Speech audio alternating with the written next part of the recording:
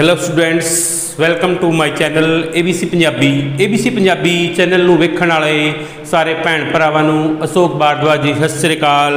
वाहिगुरू दा खालसा वाहिगुरू दी फतेह। विद्यार्थियों, साडा टॉपिक चला होया सी पहली पातशाही श्री गुरु नानक देव जी सिख धर्म दे बानी, जिन्हां नूं सांझे लंगर दी प्रथा चलाई, भुल्ले भटके लोकां नूं सच्चा राह विखाया ते धर्म दे रास्ते चलण लई उन्हां नूं दस्सिया सी। उसी महान पुरुष बारे मैं तुहानूं डेली दी कक्षां विच दसदा सी। साडा टॉपिक चलिया होया सी निरंकार वल्लों उपदेश। पहले वाली कक्षा विच मैं तुहानूं दस्सिया सी कि जदों वेवी नदी विचों वेवी नदी विच प्रगट आण जदों वेवी नदी विच जदों श्री गुरु नानक देव जी दा वेवी नदी विच डुੱਬਣ दा पता जयराम ते नवाब नूं लगा तो जदों उन्हां नूं की होया सी कि भी वेवी नदी विच श्री गुरु नानक देव जी डूब गए हैं, उन्होंने पता किनू उन्होंने भैन हुई श्री जयराम जी ते मोदी खाने के नवाब नूं पता चलिया सी। ताकि तदों गुरु जी की होया उन्होंने पता लग्या तो उन्होंने की किया, उन्होंने बाबा जी उन्होंने श्री गुरु नानक ढूंढण लई वेले कोशिशां कीती तो उन्होंने की खोज भाल कराई। उन्होंने पता चलिया भी कि वेवी नदी में की होया सी गुरु नानक देव जी ती वेवी नदी में प्रवेश कर गए तो उत्थे 3 दिन अलोप रहे। उन्होंने जल विच ही रहे, उन्होंने वेवी नदी के पानी विच रहे कि लोगों को समझ गया सी कि वो नदी विच डुੱਬ गए सी, पर वो तो वाहिगुरू ये अकाल पुरख के अवतार सी। उन्होंने कौन डुबो सकता सी? वो सच्चे पातशाह सी, वाहिगुरू दी उन्होंने उपर मेहर सी, उन्होंने कोई नहीं डुबा सकता सी। ऐसे महापुरख से थी श्री गुरु नानक देव जी। तो वो बारे की होया सी उन्होंने भाल कराई तो कुछ पता नहीं चला। जदा उन्होंने लोगों को पता चला कि नदी में डुੱਬਣ का पता बहुत भाल कराई तो लोगों का पता नहीं कुछ पता नहीं लग्या। तो की होया सी पर बेबे नानकी का चित ना डोलिया कि पर उदों उन्होंने भैन थी बेबे नानकी नूं विश्वास सी उन्हों का भरा नदी में नहीं डुੱਬ सकता सी। उन्होंने वाहिगुरू के अकाल पुरख की मेहर ते विश्वास सी। वो जानती सी आ अवतारी पुरख है, संसार में जीवां दे उद्धार लई आया सी ते भुल्ले भटके लोगों नूं राह विखाया सी। साधु ते भुखे गरीबां नूं वंड छकण ते नाम जपण लई इन्हां नूं भी लोगों आ गल्लां दसदा सी। उन्हां दा कुछ नहीं बिगड़ सकता सी। उन्होंने विश्वास सी कि पूरी भैन बेबे नानकी नूं उन्होंने चित नहीं भुलाइया। तां की होया सी जद बाबा जी आए तो लोगों जद गुरु नानक देव जी आए तो लोगों ने वाहिगुरू की दरगाह ते समाचार दसण वास्ते ते वाहिगुरू की दरगाह विच समाचार दसण वास्ते लोगों की कीता। ई शब्द चित दर लख मुहम्मदा लख बरमे बिसन महेश आदि कथन किए कि बई चित तर लख मुहम्मदा ते लख बरमे बिशन आदि कथन किए।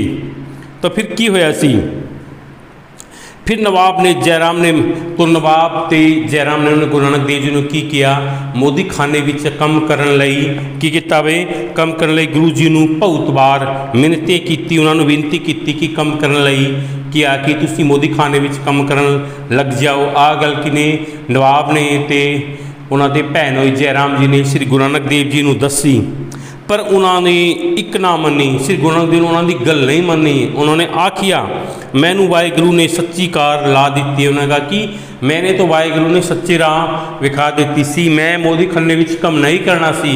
आ गल किने गुरु नानक देव जी ने अपने भैन होई ते जयराम नूं दस दी सी। उन्होंने कहा कि मैनू काम नहीं करना, वाहिगुरू ने मैनू कार ला दी सी, मैनू सच्चा राह विखाया सी। तो की होया सी इस दिन के बाद वो कदे घर नहीं आए। इहदा दे बाद उन्होंने घर नूं छड़ दिता किनू श्री गुरु नानक देव जी नूं। उहदे बाद की होया सी अज दी कक्षा विच मैं तुहानूं सारियां नूं दस्सांगा। वेखो जी, जद मोदी खाने का हिसाब होया जद गुरु नानक देव जी ने दिन काम किया सी तो उहदे किन्नी कमाई होई ते किन्ना खर्चा होया सी। उस जदों मोदी खाने का हिसाब होया तो 730 रुपये गुरु जी के नवाब जुम्मे निकले। तो की होया सी इन्ना वादा है इन्ना फायदा होया सी इन्ना वध होया इतना वादा होया सी उसमें कि 730 रुपये गुरु नानक देव जी के किदे कोल नवाब कोल निकले सी। इन्हां ਚੰਗਾ ਕੰਮ ਕੀਤਾ ਉਹਨਾਂ ਨੂੰ, ਇਹਨਾਂ ਨੂੰ ਇਤਨਾ ਫਾਇਦਾ ਹੋਇਆ ਸੀ ਇਹਨਾਂ ਵਪਾਰ ਵਿੱਚ ਕਿ ਉਹ ਨਵਾਬ ਨੂੰ ਜਦੋਂ ਗੁਰੂ ਨਾਨਕ ਦੇਵ ਜੀ ਨੇ ਮੋਦੀਖਾਨੇ ਦਾ ਕੰਮ ਆਪਣੇ ਹੱਥ ਵਿੱਚ ਲਿਆ ਸੀ ਤਾਂ 30 ਰੁਪਏ ਨਵਾਬ ਦੇ ਨਿਕਲੇ ਤਾਂ ਲੋੜੀਆਂ ਕਿ ਲੋੜੀਆਂ ਕਿ 30 ਰੁਪਏ ਇਹਨਾਂ ਦੇ ਪੁੱਤਰਾਂ ਦੀ ਪਾਲਣਾ ਲਈ ਦਿੱਤੇ ਜਾਣ। ਤਾਂ ਉਹਨਾਂ ਨੇ ਕੀ ਦੱਸਿਆ, ਕਿਨੇ ਨਵਾਬ ਨੇ ਉਹਨੇ ਗੱਲ ਦੱਸੀ ਕਿ 730 ਰੁਪਏ ਸ੍ਰੀ ਗੁਰੂ ਨਾਨਕ ਦੇਵ ਜੀ ਨੂੰ ਉਹਨੇ ਪੁੱਤਰਾਂ ਦੀ ਕੀ ਲਈ ਪਾਲਣਾ ਲਈ, ਉਹਨਾਂ ਦੇ ਪੁੱਤਰਾਂ ਦਾ ਪਾਲਣ ਪੋਸ਼ਣ ਚੰਗੀ ਤਰ੍ਹਾਂ ਹੋ ਜਾਏ, ਗੱਲ ਚੰਗੀ ਤਰ੍ਹਾਂ ਕੀਤਾ ਜਾਏ ਸੀ, 30 ਰੁਪਏ ਗੁਰੂ ਨਾਨਕ ਦੇਵ ਜੀ ਨੂੰ ਫੜਾਏ ਜਾਏ। ਗੱਲ ਨਵਾਬ ਨੇ ਦੱਸੀ। ਪਰ ਗੁਰੂ ਜੀ ਨੇ ਕਿ ਗੁਰੂ ਜੀ ਦੇ ਬਾਰੇ ਤੁਸੀਂ ਜਾਣਦੇ ਕਿੰਨੇ ਮਹਾਂਪੁਰਖ ਸੀ, ਉਹਨਾਂ ਨੂੰ ਉਹ ਰੁਪਏ ਨਾ ਫੜੀਏ ਤਾਂ ਉਹ ਕਿਹਨੂੰ ਗਰੀਬਾਂ ਨੂੰ ਖਵਾ ਦਿੱਤੇ। ਜਿਹੜੇ ਰੁਪਏ ਗੁਰੂ ਨਾਨਕ ਦੇਵ ਜੀ ਦੇ ਥੇ ਨਵਾਬ ਨੇ ਉਹਨੂੰ ਫੜਾਏ ਸੀ, ਉਹਨਾਂ ਨੇ ਕਿਹਾ ਸੀ ਇਹਨਾਂ ਦੇ ਪੁੱਤਰਾਂ ਦੀ ਪਾਲਣਾ ਲਈ ਇਹਨਾਂ ਨੂੰ ਦਿੱਤੇ ਜਾਏ, ਪਰ ਗੁਰੂ ਜੀ ਨੇ ਉਹ ਪੈਸੇ ਨਾ ਫੜੀਏ ਤਾਂ ਉਹਨੇ ਕਿਹਨੂੰ ਗਰੀਬਾਂ ਨੂੰ ਖਵਾ ਦਿੱਤੇ। ਉਹ ਤੁਸੀਂ ਜਾਣਦੇ ਹੋ ਤਾਂ ਗਰੀਬਾਂ ਦੇ ਉਧਾਰ ਲਈ, ਗਰੀਬਾਂ ਦੇ ਕਲਿਆਣ ਲਈ ਇਹ ਦੁਨੀਆ ਵਿੱਚ ਆਏ ਸੀ, ਦਿੱਤੇ। ਤਾਂ ਆਪ ਸਾਧੂ ਰੂਪ ਹੋ ਕੇ, ਸਾਧੂ ਦਾ ਰੂਪ ਧਾਰ ਕੇ ਸਤ ਧਰਮ ਦਾ ਪ੍ਰਚਾਰ ਕਰਨ ਲੱਗੇ। ਉਹਨਾਂ ਨੇ ਕੀ ਕਿਹਾ, ਸਾਧੂ ਦਾ ਬਾਣਾ ਧਾਰ ਲਿਆ ਸੀ ਔਰ ਧਰਮ ਦਾ ਪ੍ਰਚਾਰ ਕਰਨ ਲੱਗੇ। ਕੌਣ? ਗੁਰੂ ਨਾਨਕ ਦੇਵ ਜੀ ਨੇ ਧਰਮ ਦਾ ਪ੍ਰਚਾਰ ਕਰਨ ਲੱਗੇ। ਤਾਂ ਚੰਗੇ ਚੰਗੇ ਪੀਰ ਫਕੀਰ ਪੰਡਤ ਮੌਲਵੀ ਮੁੱਲਾ ਆਪ ਦੀਆਂ ਗੱਲਾਂ ਸੁਣ ਕੇ ਤੰਗ ਰਹਿ ਜਾਂਦੇ ਕਿ ਬਈ ਚੰਗੇ ਫਕੀਰ ਮੌਲਵੀ ਪੰਡਤ ਉਹਨਾਂ ਦੇ ਵਿਚਾਰਾਂ ਨੂੰ ਇਹਨੂੰ ਸੁਣ ਕੇ ਦੰਗ ਰਹਿ ਜਾਂਦੇ ਸੀ। ਉਹਨਾਂ ਦੇ ਵਿਚਾਰਾਂ, ਉਹਨਾਂ ਨਾਲ ਵਿਚਾਰ ਵਟਾਂਦਰਾ ਕੀਤਾ ਸੀ, ਉਹਨਾਂ ਦੇ ਵਿਚਾਰਾਂ ਨੂੰ ਸੁਣ ਕੇ ਉਹਨਾਂ ਨੂੰ ਤੰਗ ਰਹਿ ਜਾਂਦੀ ਸੀ। ਇਹਨਾਂ ਨੂੰ ਮਾਲੂਮ ਨਹੀਂ ਸੀ। ਉਹਨੇ ਪੰਡਿਤ ਮੌਲਵੀ ਤੇ ਮੁੱਲਾ ਜਾਣ ਗਏ ਸੀ ਕੋਈ ਅਵਤਾਰੀ ਪੁਰਖ ਹੈ, ਸਧਾਰਨ ਮਨੁੱਖ ਨਹੀਂ ਹੈਗਾ ਜੀ। ਉਹਨਾਂ ਨੂੰ ਉਹਦੇ ਬਾਅਦ ਕੀ ਹੋਇਆ ਸੀ, ਦੰਗ ਰਹਿ ਜਾਂਦੇ। ਤਾਂ ਜੋ ਕੁਝ ਹੋਵੇ ਗਰੀਬਾਂ ਨੂੰ ਖਵਾ ਦੇ ਦੇਵੇ। ਉਹਨਾਂ ਦੇ ਪਾਸ ਜੋ ਕੁਝ ਵੀ ਉਹਨਾਂ ਦੇ ਕੋਲ ਸੀ ਉਹ ਪਾਸ ਨਹੀਂ ਰੱਖਦੇ, ਕਿਹਨੂੰ? ਗਰੀਬਾਂ ਨੂੰ ਖਵਾ ਦਿੰਦੇ ਤੇ ਗਰੀਬਾਂ ਨੂੰ ਮੰਗਤੇ ਭਿਖਾਰੀਆਂ ਨੂੰ ਫੜਾ ਦਿੰਦੇ। ਕੌਣ? ਗੁਰੂ ਨਾਨਕ ਦੇਵ ਜੀ ਦੇਵੇ। ਇਹ ਖਬਰ ਜਦ ਗੁਰੂ ਜੀ ਦੇ ਸਹੁਰੇ ਪਾਸ ਪੁੱਜੀ, ਖਬਰ ਜਦੋਂ ਨੂੰ ਪਤਾ ਚੱਲਿਆ ਕਿ ਉਹਨਾਂ ਨੇ ਕੋਲ ਜੋ ਕੁਝ ਸੀ ਉਹ ਕਿਹਨੂੰ? ਗਰੀਬਾਂ ਨੂੰ ਖਵਾ ਦਿੰਦੇ ਹਨ।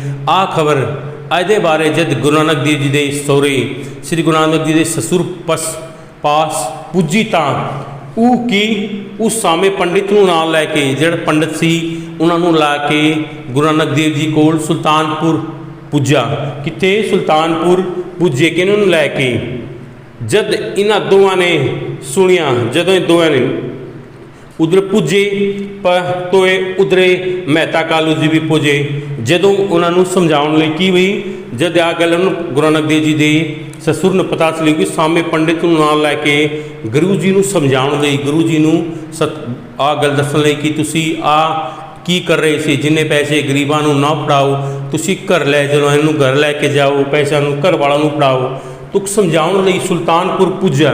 ਕੌਣ? ਗੁਰੂ ਨਾਨਕ ਦੇਵ ਜੀ ਗੁਰੂ ਨਾਨਕ ਦੇਵ ਜੀ ਦੇ ਸਸੁਰ ਤੇ ਸਾਹਮਣਾ ਪੰਡਿਤ, ਉਹ ਦੋਨੋਂ ਇੱਥੇ ਪੁੱਜੇ ਸੀ। ਤਾਂ ਕਿ ਉਧਰੋਂ ਹੀ ਮਹਿਤਾ ਕਾਲੂ ਜੀ ਵੀ ਪੁੱਜ ਗਏ। ਜਿੱਧਰੇ ਸੁਲਤਾਨਪੁਰ ਵਿੱਚ ਗੁਰੂ ਨਾਨਕ ਦੇਵ ਜੀ ਸਹੁਰਾ ਤੇ ਪੰਡਿਤ ਜੀ ਪੁੱਜੇ, ਉੱਥੇ ਉਹਨਾਂ ਦਾ ਪਿਤਾ ਜੀ ਸ੍ਰੀ ਮਹਿਤਾ ਕਾਲੂ ਜੀ ਵੀ ਪੁੱਜੇ। ਜਦ ਇਹ ਦੋਹਾਂ ਨੂੰ ਸੁਣਿਆ ਕਿ ਜੋ ਰੁਪਇਆ ਹਿਸਾਬ ਵਿੱਚੋਂ ਵੱਧਾ ਸੀ, ਜਦੋਂ ਉਹਨਾਂ ਨੂੰ ਪਤਾ ਚੱਲਿਆ ਕਿ ਗੁਰੂ ਨਾਨਕ ਦੇਵ ਜੀ ਦੇ ਪਿਤਾ ਜੀ ਨੂੰ ਤਾਂ ਉਹਨਾਂ ਨੇ ਸਹੁਰੇ ਨੂੰ ਪਤਾ ਚੱਲਿਆ ਕਿ ਜਿਹੜਾ ਰੁਪਇਆ ਹਿਸਾਬ ਵਿੱਚੋਂ ਵੱਧਾ ਸੀ ਗੁਰੂ ਜੀ ਨੂੰ ਖਵਾ ਦਿੱਤਾ। ਕਿਹਨੂੰ? ਫਕੀਰਾਂ ਨੂੰ। ਵੀ ਗੁਰੂ ਜੀ ਨੂੰ ਜਿਹੜਾ ਰੁਪਇਆ ਸੀ 730 ਰੁਪਏ ਉਹ ਗੁਰੂ ਜੀ ਨੂੰ ਕਿਹਨੂੰ? ਫਕੀਰਾਂ ਨੂੰ ਖਵਾ ਦਿੱਤੇ। ਜਦ ਉਹਨਾਂ ਨੂੰ ਇਹ ਗੱਲ ਬਾਰੇ ਪਤਾ ਚੱਲਿਆ ਸੀ ਤਾਂ ਬਹੁਤ ਦੁਖੀ ਹੋਏ। ਉਹਨਾਂ ਨੂੰ ਗੱਲ ਸੁਣ ਕੇ ਵੇਲਾ ਦੁੱਖ ਹੋਇਆ ਸੀ ਕਿਹਨੂੰ? ਗੁਰੂ ਨਾਨਕ ਦੇਵ ਜੀ ਦੇ ਸਸੁਰ ਨੂੰ ਤੇ ਉਹਨਾਂ ਦੇ ਪਿਤਾ ਨੂੰ। ਪਰ ਚੰਗੀ ਗੱਲ ਦਾ ਉਹਨਾਂ ਨੂੰ ਚੰਗੀ ਗੱਲ ਮਾਲੂਮ ਨਹੀਂ ਸੀ। ਕੋਈ ਸਧਾਰਨ ਪੁਰਖ ਸੀ, ਉਹ ਚੰਗਾ ਭਾਗਾਂ ਵਾਲੇ ਸੀ। ਉਹਨਾਂ ਦੇ ਘਰ ਇੱਕ ਮਹਾਂਪੁਰਖ ਅਵਤਾਰੀ ਪੁਰਖ ਨੂੰ ਜਨਮ ਧਾਰਿਆ ਸੀ। ਵੇਖੋ ਜੀ, ਇਹਨਾਂ ਦੁੱਖ ਸਾਧ ਹੋਣ ਦਾ ਨਾ ਜਤਾ ਉਹਨਾਂ ਨੇ, ਇਹਨਾਂ ਦੁੱਖ ਗੁਰੂ ਨਾਨਕ ਦੇਵ ਜੀ ਸਾਧ ਹੋਣ ਨਾ ਜਤਾ ਜਿਨ੍ਹਾਂ ਰੁਪਏ ਦਾ ਜਾਣਿਆ। ਜਿਹਨਾਂ ਵੀ ਰੁਪਏ ਜਾਣ ਦਾ ਦੁੱਖ ਸੀ ਉਹਨਾਂ ਨੂੰ ਸਾਧ ਹੋਣ ਦਾ ਦੁੱਖ ਨਹੀਂ ਸੀ। ਇਹਨੇ ਮਹਾਂਪੁਰਖ ਸੇ ਸਾਡੇ ਗੁਰੂ ਨਾਨਕ ਦੇਵ ਜੀ, ਜਿਨ੍ਹਾਂ ਦੀ ਚਰਚਾ ਸਾਰੇ ਸੰਸਾਰ ਵਿੱਚ ਫੈਲ ਗਈ ਸੀ। ਉਹਨਾਂ ਦੇ ਬਾਰੇ, ਉਹਨਾਂ ਦੇ ਚਮਤਕਾਰਾਂ ਨੂੰ ਵੇਖ ਕੇ ਲੋਕਾਂ ਨੂੰ ਪਤਾ ਲੱਗਿਆ ਸੀ ਆਹ ਕੋਈ ਸਿਧਾਂਤ ਪੁਰਖ ਨਹੀਂ, ਆਹ ਵਾਹਿਗੁਰੂ ਨੇ ਜੀਵਾਂ ਦੇ ਉਧਾਰ ਲਈ, ਜੀਵਾਂ ਦੇ ਕਲਿਆਣ ਲਈ ਦੁਨੀਆ ਵਿੱਚ ਘੱਲਿਆ ਸੀ। ਅੱਜ ਦਾ ਟੌਪਿਕ ਨਿਰੰਕਾਰ ਵੱਲੋਂ ਇੱਥੇ ਹੀ ਸਮਾਪਤ ਹੋਇਆ ਸੀ। ਅੱਗੇ ਵਾਲੀ ਕੱਖਿਆ ਵਿੱਚ ਮੈਂ ਤੁਹਾਨੂੰ ਸਾਰਿਆਂ ਨੂੰ, ਅੱਗੇ ਵਾਲਾ ਟੌਪਿਕ ਹੈ ਪੰਡਿਤ ਨੂੰ ਉਪਦੇਸ਼, ਸ੍ਰੀ ਗੁਰੂ ਨਾਨਕ ਦੇਵ ਜੀ ਨੂੰ ਪੰਡਿਤ ਨੂੰ ਉਪਦੇਸ਼ ਦਿੱਤੇ, ਉਹ ਤੁਹਾਨੂੰ ਸਾਰਿਆਂ ਨੂੰ ਅੱਗੇ ਵਾਲੀ ਕੱਖਿਆ ਵਿੱਚ ਦੱਸਾਂਗਾ ਜੀ। ਅੱਜ ਦੀ ਕੱਖਿਆ ਕਿਵੇਂ ਲੱਗੀ ਕਮੈਂਟ ਬਾਕਸ ਵਿੱਚ ਮੈਨੂੰ ਦੱਸਣਾ ਜੀ। ਇਨ ਕੱਖਿਆਂ ਨੂੰ ਧਿਆਨ ਨਾਲ ਵੇਖਣਾ ਜੀ। ਗੁਰੂ ਨਾਨਕ ਦੇਵ ਜੀ ਬਤਾਏ ਰਾਹ ਤੇ ਤੁਸੀਂ ਚੱਲਣਾ, ਕਿਰਤ ਕਰੋ, ਵੰਡ ਛਕੋ ਤੇ ਗਰੀਬਾਂ ਤੇ ਫਕੀਰਾਂ ਨੂੰ ਨਹੀਂ ਮਦਦ ਕਰੋ।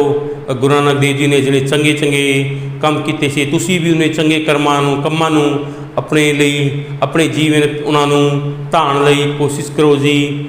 ਅੱਜ ਦੇ ਲਈ ਇੰਨਾ ਹੀ ਕਾਫੀ। ਧੰਨਵਾਦ ਜੀ। ਜੈ ਹਿੰਦ, ਜੈ ਭਾਰਤ, ਜੈ ਹਰਿਆਣਾ।